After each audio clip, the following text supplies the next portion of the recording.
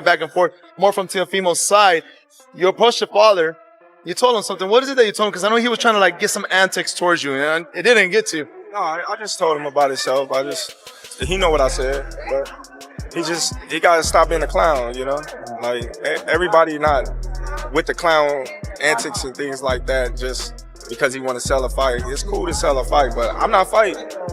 Leave me alone. I'm retired. Do you give yourself time to reflect and appreciate how well you've done so far in your career? No, not at all. I hate myself for it, but it's part of it. It's just part of the life. You gotta appreciate it as well. I don't appreciate it. That's why. Oh, yeah. I don't. I think that I get butchered, and I think God punishes me a lot for it. So I'm just a punching bag to that. So one day I'll get, maybe one day, but not yet. We appreciate you, though. Yeah. These guys appreciate you too. Yeah, no, it's all good. I just never got my fair share. I never did. Not once, man. When you look at it. Not once. But hey, that's just my journey. I guess I just never took on Baphomet, so I just gotta. Even though Terence Crawford didn't raise his voice, Bud's voice was like a judge's gavel when he talked about what Teofimo Lopez had said. This was because Bud wasn't arguing personally. It was a fight over rules. Gotta put respect to it. To all my brothers and sisters, I love you guys. Always salute to the power that it be above. I thank you guys. I never wanted anything to harm you guys at all. So for that, my condolences to all you guys and to the slavery and everything that's ever happened mentally. Look, I look at it like this. It's a prime example. When life comes at you, it'll come at you in many ways, and you gotta treat it like a champ. That's it. You gotta treat it like a champ. Tell yourself it's okay. I learned from it, and I treat it like a champ every time. So if you're going through hard times in your life, whether it's from any sports or academics or anything like that, it's okay. You still. This is pretty much what Crawford said. People talk trash in boxing, but when it turns into racial slurs and stereotypes, it takes away from the fight. You're putting yourself out there. Lopez apologized for slavery because of all of the disrespect and the racist comments he was given. Bud Crawford calling him a monkey, the N-word with the hard ER, etc., etc., etc. Who knew all Teo needed was an ass whooping? Well, Shakur gave him exactly. That moment is important because Bud is more than just a voice on the internet. By any measure, he's the best. He's been there and knows how words hurt when the gloves are on. Defeated all of us, so you know exactly what you're doing. You tried to play that game, making them racist remarks, and I said, I'm not feeling it. I don't like when Ryan Garcia did it. I'm not understanding that type of stuff at all. I stand firm on that. When Terence Crawford seen this after this last match, we got dominated. Shakur Stevenson put down the strip for complete demonstration. He didn't get but one round. Terence Crawford went up. You know, they had the little situation where they was about to get into it and stuff and said, hey, they mad. It's cool when they do it. It's a problem when I do it. F them. F T.O., F his daddy, F his sister, and anyone else that has a problem. In the past, Teofimo has also said bad things about black boxes. He has asked why the network hired them and put down their success. It didn't go away. It piled up. You could feel it in the air when he finally talked about getting even with the person who hurt him and giving it some thought. First of all, you don't joke about people's trauma. Second of all, it ain't even funny. So you know why he was doing it. He was purposefully being racist. So you get what you deserve. Teo was complaining about ESPN signing black fighters. From Devin Haney to Shakur to Shushu to Keyshawn. Ironically, they all won, and Teo is the only one that lost. They all won in impressive fashions, becoming champions, etc. Teofimo Lopez is the only one that lost in an embarrassing fashion. Boxing can make rude people face the truth, even if you don't believe in fate. The ring then came out, and Shakur Stevenson turned down the volume. Shakur didn't just send Teo a message right away, because he was smarter than him. Every fake and rush was a mistake. But nah, it was a hell of a night. Teo, he came and tried to do his best, but his best wasn't enough. Yeah, and I think that's fair. I thought Teo, he came, he brought it, but you were just that much better. I was so impressed by the range control, the balance, the discipline in there. How did you feel in there? I knew since the second round it was over. I went back to my corner, I told him, I said, I'm stronger than he is. And when I seen that, it just gave me more confidence, and it was my night. Yeah, I mean, I thought you filled out really well, 140. You looked really strong in there, big. Is this your best weight class? I don't know. I don't even know if I'm gonna be at 140. I have no clue. I'm gonna go back to the drawing board and sit down and scan myself. I'm gonna watch the fight, see how I like it, and we'll see. It seemed like Teofimo was always one step behind a warrior who knew how to solve the problem. This made him angry and confused. It wasn't about being tough or strong. Time, IQ, and getting ready were all important. Shakur didn't use any tricks to make a former champion look normal. That's the coldest way to be in charge. Saw how hard you trained in there. It showed in the ring, the discipline, the shape you were in. You had great cardio. It looked like you could have gone, 18 rounds. I could have. That was easy. I actually was picking it up as it go, but T.O., he fought to not get stopped, so respect to him. Wait, so respect for fighting to not get stopped? I mean, he could have got stopped in there. It was almost over at a couple of times. Isn't that more respect, maybe? If you, I mean, he's a tough fighter. Yeah. He got power too, speed too.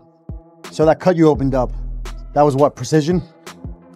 That was me just being the best. Hey, Mike, we about to get. It doesn't seem like a coincidence when people later connect the dots between Crawford calling out the disrespect, Teofimo rethinking his own path, and Shakur giving a master class. Instead, it seems like boxing doing what it usually does. Talk all you want until the ring tells the truth.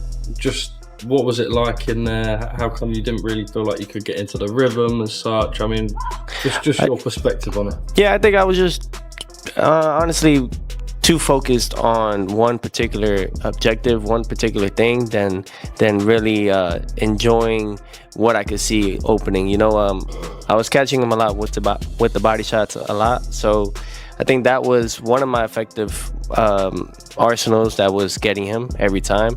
But I think just more combinations, especially finish with left hooks and stuff. I did poorly on not listening to my team. That's on me. Take it on the chin. After seeing Shakur use that fight to show timing, control, and separation in real life, Teofimo Lopez Sr. gets up and talks in a way that sounds like someone trying to explain a storm that has already passed. I find it interesting that he starts by saying that everything is fine, but then he quickly changes the subject and says that nothing is fine. He keeps thinking about sparring, what they did, and what should have happened. This is the first crack, because when Senior says he didn't do what I told him to do, he's basically saying that Shakur never thought about the plan. The sparring sessions were like what motivated me to this fight. That I was 100% sure who was gonna win.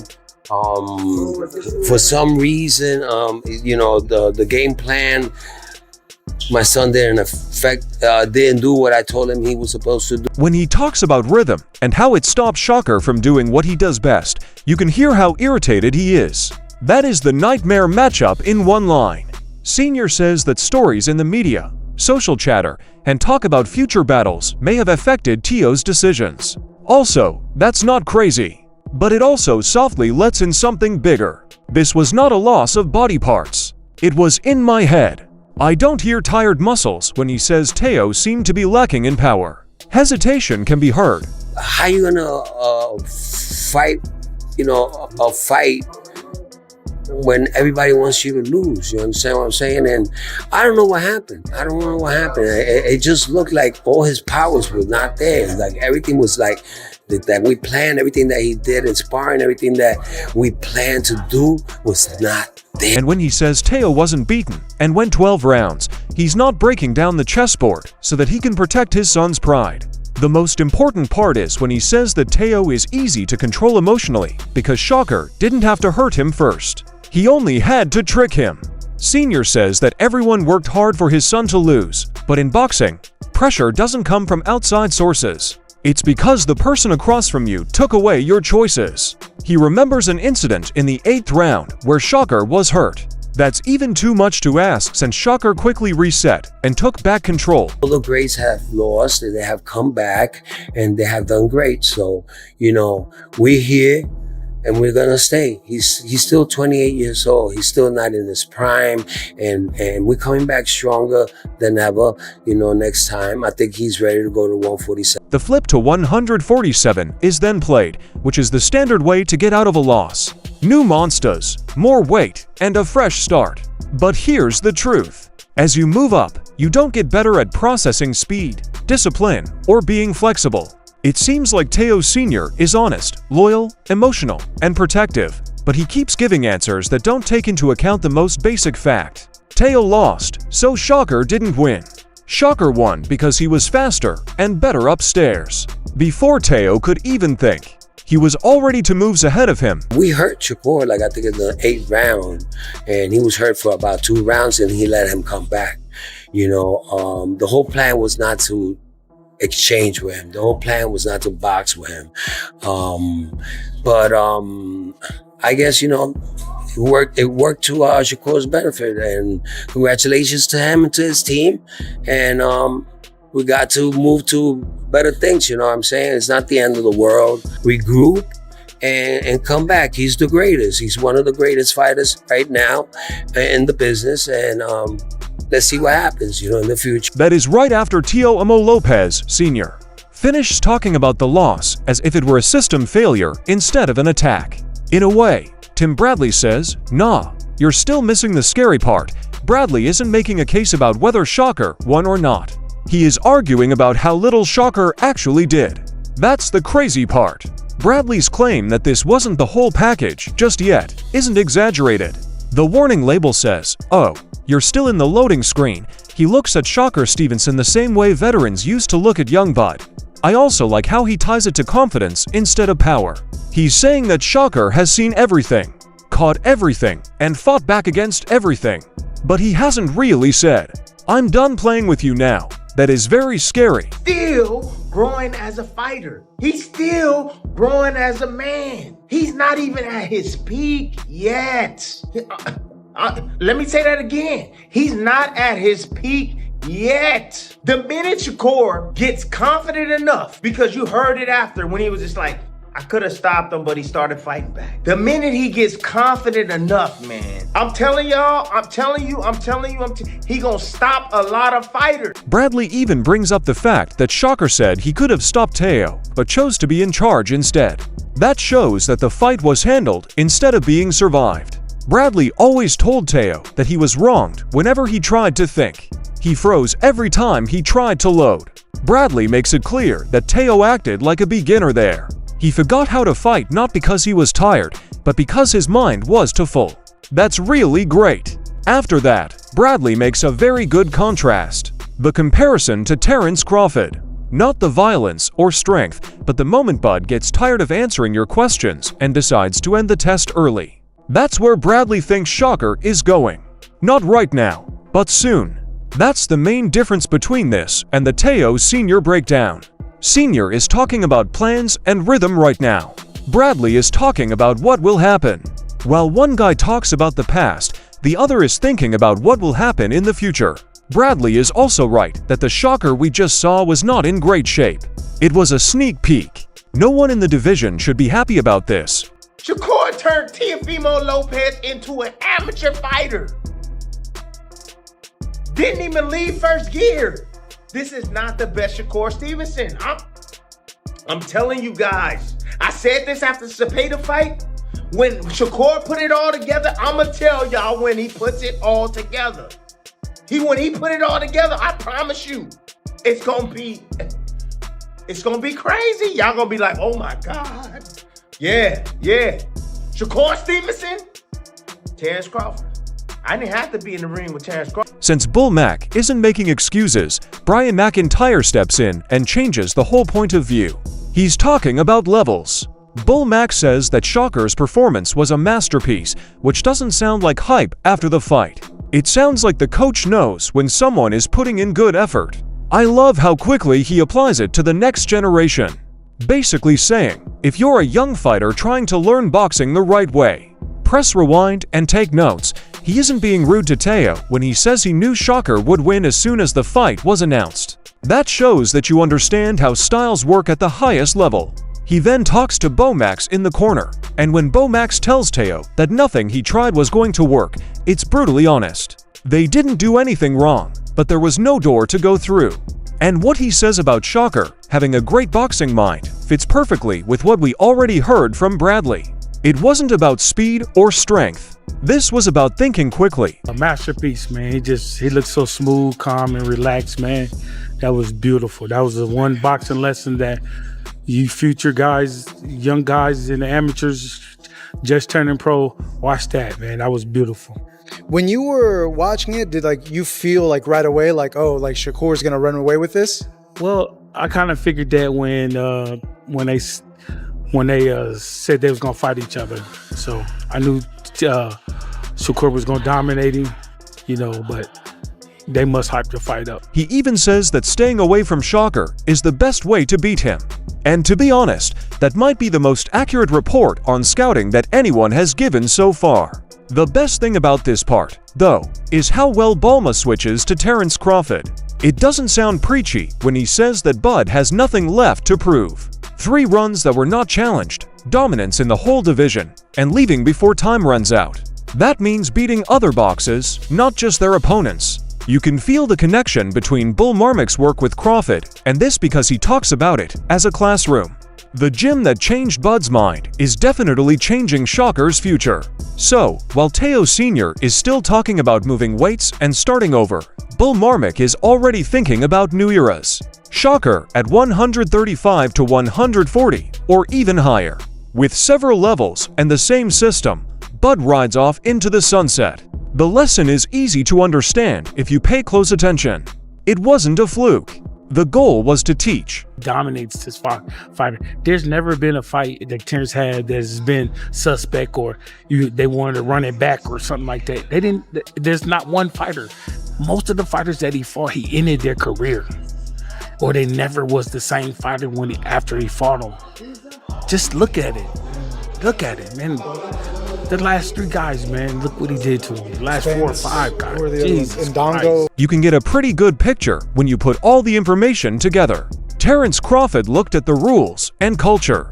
Everyone has been responding to what Shakur Stevenson said in the only language that matters, English. Teofimo didn't just lose a fight. He was in a situation where talk, identity, planning, and reality all came together at the same time.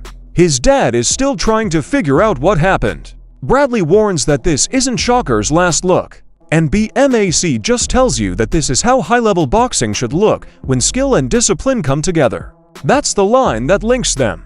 It wasn't a mess, a disagreement, or something that just happened. This was a breakup. To be in charge, Shakur didn't have to be loud, strong, or showy. It was just time and space for him. And the division looked smaller after he grabbed it. The worrying thing is that everyone is expressing the same idea in different ways. It's not yet peak Shakur. That's not hype. And that is a prediction. And Teofimo's next move, whether it's to 147 or somewhere else, won't change what just happened. Because boxing lessons stick with people even when they try to get away from them. I had to do was watch with my eyes one and hear the same thing that I said about Crawford, the way Crawford said about Shakur, and how confident he is in Shakur because he's been in the ring with Shakur and he knows what Shakur can do. It's now your turn. Leave your thoughts in the comments. This is a very controversial subject. Did skill, mindset, and karma all work together, or did everything just fall into place? Also, don't forget to like, share, and subscribe to MMA Motive. We'll see you at the next one.